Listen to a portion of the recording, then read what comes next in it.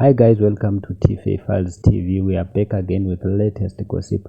Nyaya dziri kupisa dziri kutenderera pasocial media. Holy 10 nase Calaz na Enzo ishall link up in UK. Izvo zvoita kuti vazukuru vambuya nehanda vataure zvinhu zvakawanda zvakasiyana siyana nekuti vatora picture vari vese. Mumwe munhu auya akanyora kuti Holy 10 akuzvitemba kusiya Kim naVhodzi vari munyika 1 kunge Bulawayo neHarare. Mumwe munhu akati vakatokanganwa kuti uyu akamboti musambo wavo wapera. Ndo zvataurwa nemumwe munhu akati put it down. Mumwe munhu akauya akati iye kuroora kwakanaka, Holy 10 akutogona kupfeka so. Mumwe munhu akauya akati pane ane fesi ikuita kunge ine mazvimbirwa. Mumwe munhu akauya akati Enzo ishall outfit celebrity Kali on point foreign. Mumwe munhu akati seCalaz muhombe. Mumwe munhu akati mujaya abva atsvukirira in 2 days. Mumwe munhu akati zvivindi zvacho ndiseCalaz akaipa. Mumwe munhu akauya akati vari kubasa hapana link up apa siyana inesu. Mumwe munhu akati pane aikuita kunge roll-on. Mumwe munhu akati ma-Air Force efake amakapfeka.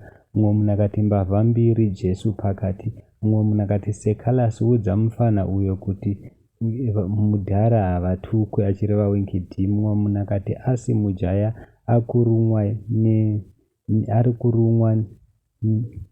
kurumwa nemago here these days, mufesi yakaita kunge yakazvimba.